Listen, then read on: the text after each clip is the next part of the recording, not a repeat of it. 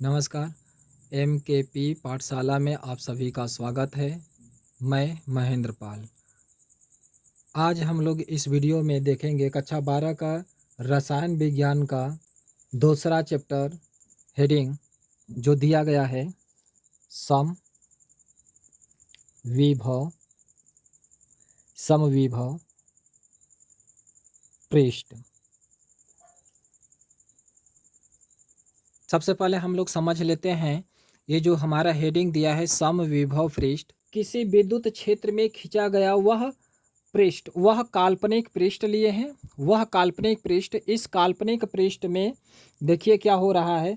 जैसे ये हमारा पृष्ठ है, इस पृष्ठ पर ये बिंदु है, यहाँ पर बिंदु है, यहाँ पर बिंदु है, यानी यहाँ पर बिंदु है। इन सभी बिंदुओं पर जो भी आवेश पाए जाते हैं वो एक समान आवेश उपस्थित रहते हैं।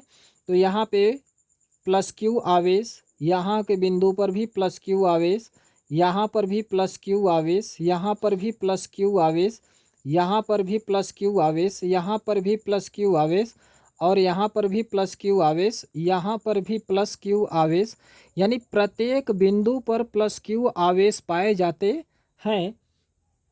इसलिए इसे हम लोग समविभव पृष्ठ कहते हैं। जैसे हम लोग इसका परिभाषा लिख सकते हैं आगे, किसी किसी विद्युत विद्युत क्षेत्र में, किसी विद्युत क्षेत्र में खींचा गया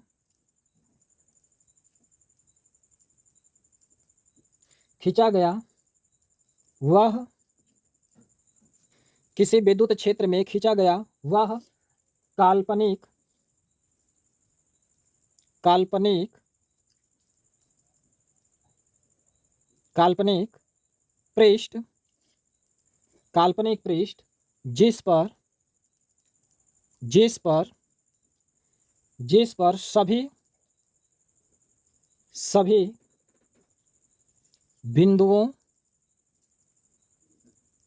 जिस पर सभी बिंदुओं पर विद्युत विद्युत विभव विद्युत विभव एक समान हो उसे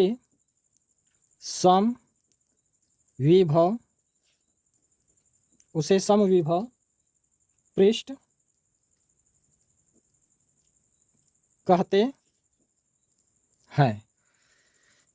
यानी दिया गया है कि किसी विद्युत क्षेत्र में खींचा गया वह काल्पनिक पृष्ठ जिस पर सभी बिंदुओं पर विद्युत विभव एक समान हो उसे समविभव पृष्ठ कहते हैं। जैसे यहाँ पे देख लीजिए, यहाँ पे ये हमारा एक विद्युत क्षेत्र में खींचा गया है काल्पनिक रेखा है, अरे काल्पनिक पृष्ठ है जिस पर सभी बिंदुओं पर, यानी ये यहाँ पर बिंदु, इन सभी बिंदुओं पर एक समान आवेश पाए जाते हैं। जैसे यहाँ पे दर्शाया गया है कि पूरे बिंदु पर एक समान आवेश यानी प्लस क्यू आवेश पाया जा रहा है, इसलिए इसको यानी इस पृष्ठ को हम लोग बोलेंगे समविभव पृष्ठ कहते हैं।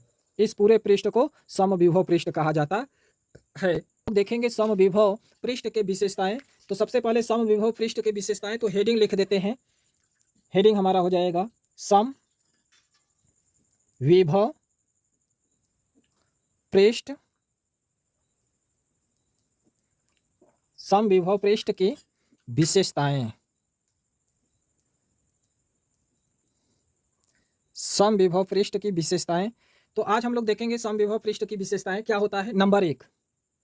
नंबर एक देखेंगे। नंबर एक में क्या हो जाएगा, ये जो हमारा पृष्ठ दिया है इस पृष्ठ पर सभी आवेश जो होते हैं वो एक समान होते हैं, इसलिए हम लोग लिखेंगे समविभव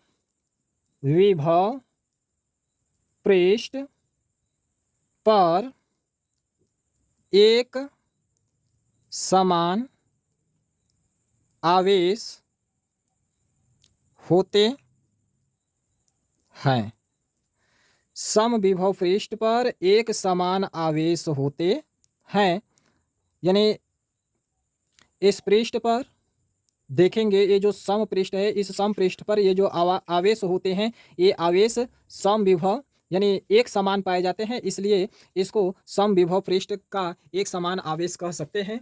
दूसरा हमारा हो जाएगा विशेषताएं। दूसरा विशेषताएं हो जाएंगी इस पृष्ठ इस पृष्ठ के एक बिंदु से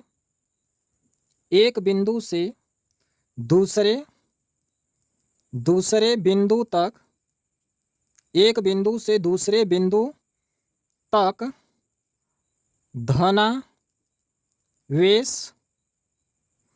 धनावेश को ले जाने में किया गया कार्य शून्य होता है। दूसरा विशेषताएं बताती हैं इस पृष्ठ पर एक बिंदु से दूसरे बिंदु तक, इस पृष्ठ पर एक बिंदु से दूसरे बिंदु तक धनावेश को ले जाने में, क्योंकि यहाँ पे धनावेश है तो धनावेश को ले जाने में किया गया कार्य शून्य होता है, यानी हमारा हो जाएगा W बराबर शून्य, यानी कार्य हमारा क्या हो जाएगा, 0 हो जाएगा, यानी किया गया कार्य 0 हो जाता। आगे तीसरा दिया है, तीसरा नंबर हो जाएगा विद्युत चालक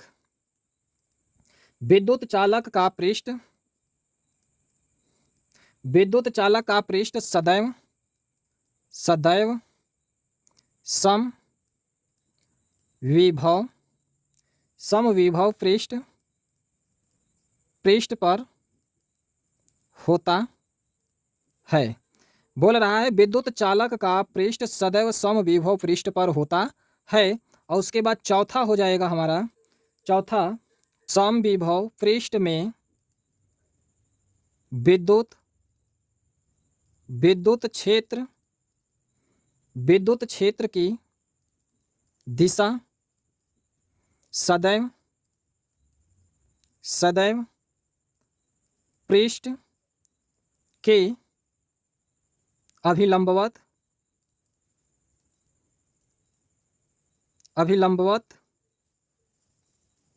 होती है। यानी ये जो हमारा दिया गया है यहाँ पे, ये जो समविभव पृष्ठ है, समविभव पृष्ठ में विद्युत क्षेत्र की दिशा, जो यहाँ पे विद्युत क्षेत्र की दिशाएं होती हैं वो हमेशा सदैव पृष्ठ की लंबवत होती हैं। इसमें एक और हेडिंग देख लेते हैं, विभव प्रवणता। दिया क्या है, दिया है विद्युत क्षेत्र की दिशा में दूरी परिवर्तन के साथ विभव परिवर्तन की दूरी को विभव प्रवणता कहते हैं। विद्युत क्षेत्र की दिशा में दूरी परिवर्तन के साथ विभव परिवर्तन की दर को विभव प्रवणता कहते हैं। विभव प्रवणता बराबर होता है विभव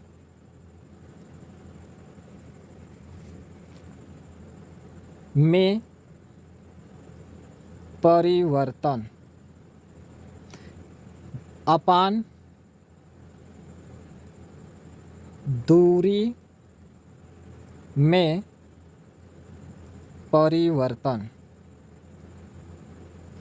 विभव प्रवणता बराबर विभव में परिवर्तन अपान दूरी में परिवर्तन होता है। जो विभव परिवर्तन को हम लोग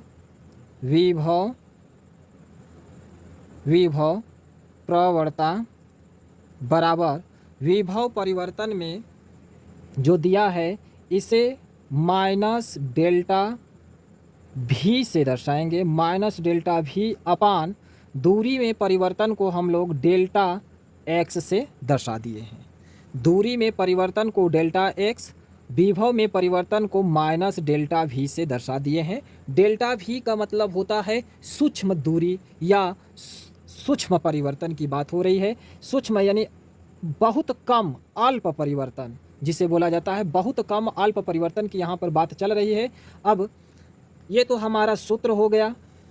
अब हम लोग देख लेते हैं मात्रक। तो मात्रक हमारा क्या हो जाएगा,